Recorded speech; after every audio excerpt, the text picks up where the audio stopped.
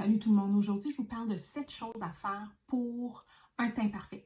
Premièrement, les soins de la peau, c'est la base pour une belle peau, puis pour un teint parfait aussi. Donc c'est important d'avoir une peau bien hydratée et bien exfoliée. On n'exagère pas sur l'exfoliant par contre, mais c'est important d'exfolier une fois par semaine pour enlever les peaux mortes qui rendent le teint terne.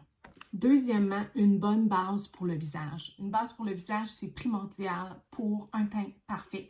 La base pour le visage, elle vient protéger votre peau, elle vient la lisser, elle vient diminuer l'apparence des rides, des ridules, puis elle fait que votre fond de teint s'étend super bien sur votre peau, il glisse bien, puis l'apparence du fond de teint est lisse et ça permet à votre fond de teint aussi de durer toute la journée. C'est important de prendre une base appropriée pour votre type de peau. Donc, si vous avez la peau sèche, une base hydratante. Si vous avez la peau grasse, une base matifiante. Puis si vous avez la peau normale, bien là, vous pouvez jouer entre plusieurs sortes de bases. Troisièmement, choisir la bonne teinte de fond de teint. C'est super important. Essayez pas de prendre un fond de teint plus foncé pour avoir l'air plus bronzé. Ça, c'est la job du bronzer. Donc, faites-vous conseiller. Essayez-en plusieurs s'il faut. On essaie toujours le fond de teint au niveau de l'os de la mâchoire pour vraiment que ça vienne bien matcher avec la couleur de votre cou. Aussi, prenez un produit approprié à votre type de peau. Donc, si vous avez la peau grasse, on va éviter les produits trop crémeux. Puis, si vous avez la peau sèche, on va éviter un fond de teint en poudre pressée. Quatrièmement, choisir un bon outil pour l'application du fond de teint. Donc, ça vaut la peine d'investir dans un produit peut-être un petit peu plus dispendieux, mais qui va vous donner une super belle application du fond de teint. Donc, moi, je préfère le pinceau Kabuki pour l'application de mon fond de teint. J'adore le fini que ça donne. Ça vient vraiment lisser mon produit. Puis, j'aime beaucoup appliquer mon correcteur avec un pinceau. Donc, un pinceau à fond de teint que j'utilise pour l'application du correcteur, mais c'est comme vous voulez. Il y a des bonnes éponges aussi pour ça, mais c'est important d'investir pour un bon outil. Ça fait toute la différence. Cinquièmement, utilisez seulement la quantité de produits nécessaires. Mettez-en pas trop. Je ne sais pas si vous connaissez l'expression anglaise « less is more », mais c'est vrai.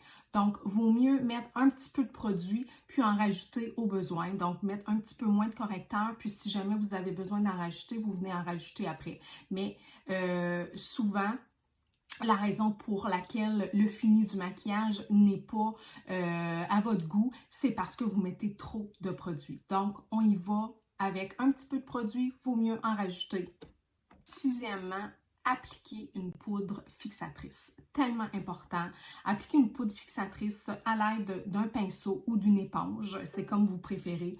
Si vous êtes un petit peu plus âgé comme moi, si vous approchez de la cinquantaine, je vous suggère d'en appliquer pas beaucoup. On y va avec une petite quantité pour pas que ça vienne accentuer nos rides et nos ridules sous les yeux, mais c'est important quand même de venir fixer avec une poudre. Puis en plus, la poudre, elle vient lisser.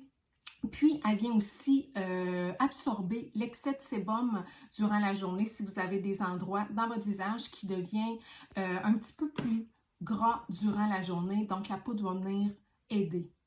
Finalement, une bonne brume fixatrice. Je vous dis, ça fait toute la différence. Je pense que c'est mon produit préféré. La brume fixatrice, elle va vraiment, non seulement fixer votre maquillage, mais elle va vraiment donner un super beau fini à votre maquillage.